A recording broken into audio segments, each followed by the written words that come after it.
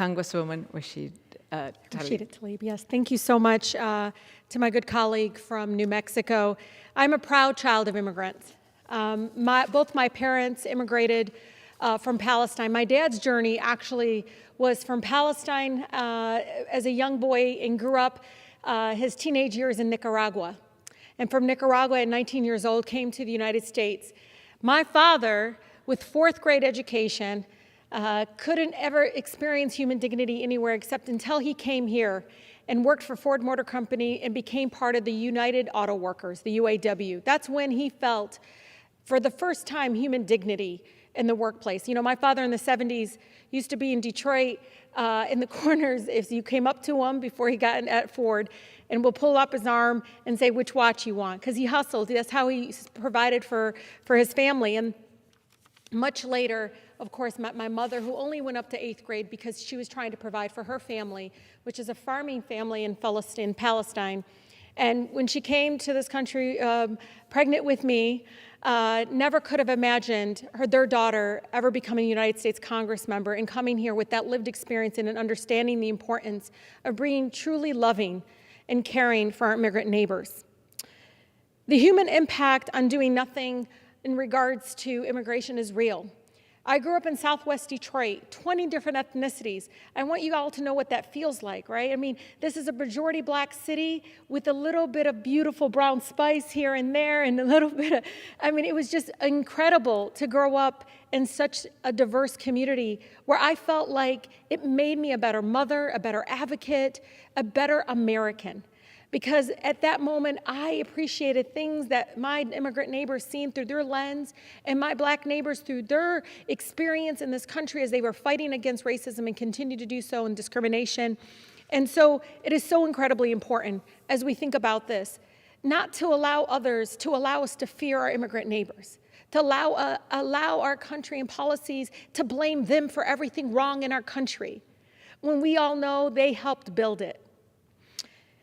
I also want to take a moment, because I think it's incredibly important to know that I grew up in a border community. Right there in Detroit, on the other side, you can see Canada. So what does that mean? Because people focus on the southern border.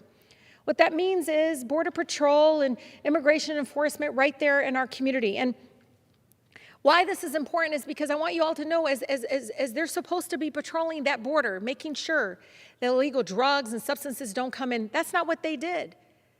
This very, very broken Customs and Border Patrol system and structure in this place, so racialized, that they turned on this beautiful Southwest Detroit community. They turned on my Latino neighbors. They turned on my Muslim brothers and sisters. And many of them just trying to experience and live in this border community.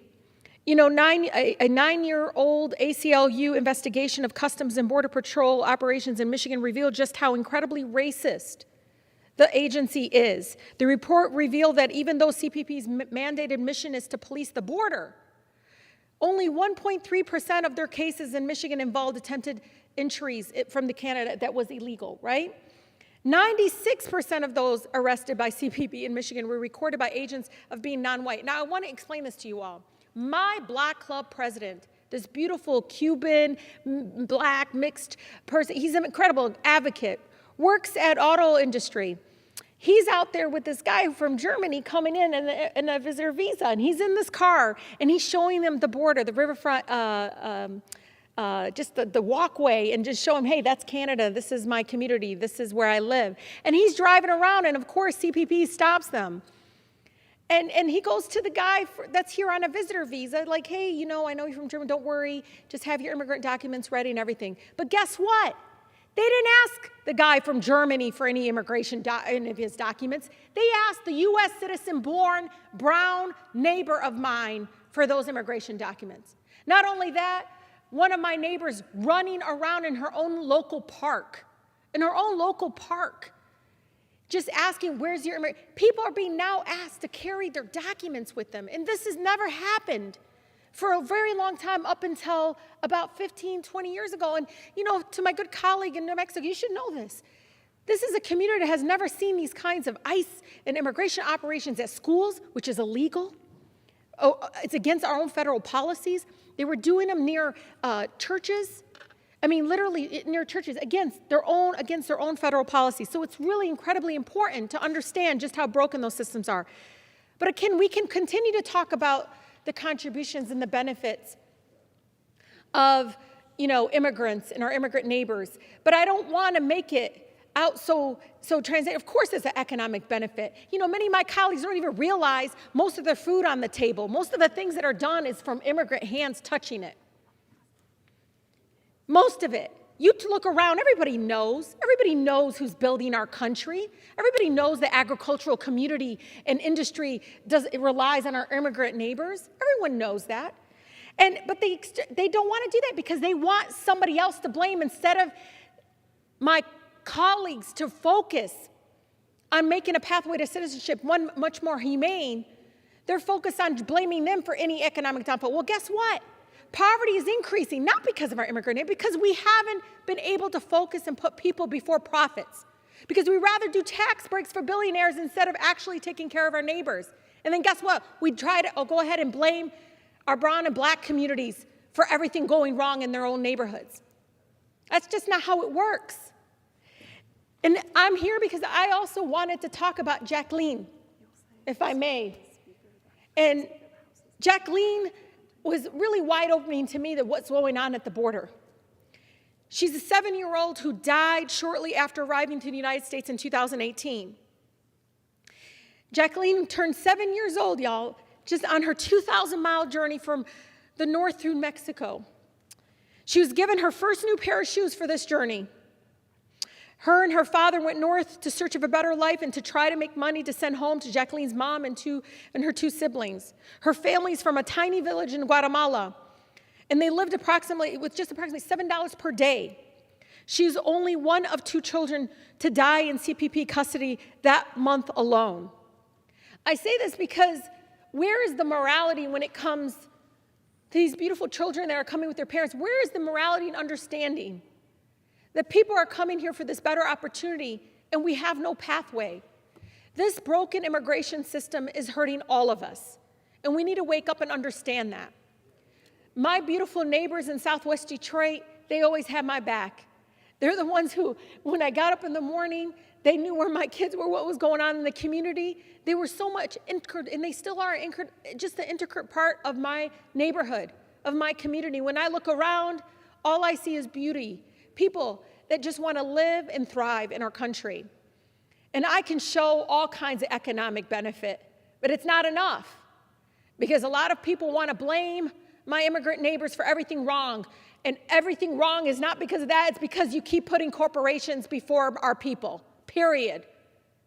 That's it. You look at the budget, you see how much we're spending on defense, versus how do we address infrastructure issues? How do we address the broken school education inequity in our education system? I mean, I have a school district right now where the majority of fountains have garbage bags over it because they have no clean water coming through our schools. Our kids don't have clean drinking water in schools. That's not because of all these things that they keep talking about, our broken immigration. No. If you look at what President Reagan did, President Bush, a number of folks have done, Clinton, all of them, if you look at what they did, they created some sort of pathway. It wasn't perfect, but this constant vilification needs to stop. It needs to stop because that's the lazy approach, y'all. That's the lazy approach in legislating in this country. Come on. I grew up here, and you know what Detroit, in this beautiful black city, taught me? Is you always have the backs of the people you represent.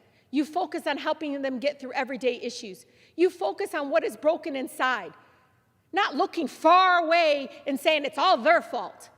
Some of them are not even here, and they're blaming everybody else, except the fact that we haven't had the courage to stand up and say the economic divide in our country is real, that our folks are paying high costs of auto insurance, our folks are paying high cost in a number of issues regarding their homes, regarding the education system, and so many other systems.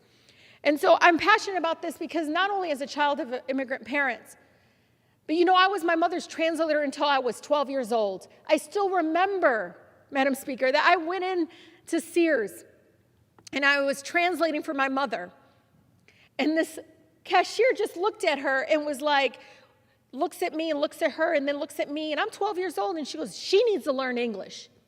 And I look and smile, and of course, the Southwest Detroit girl came out of me. My head did bop a little bit.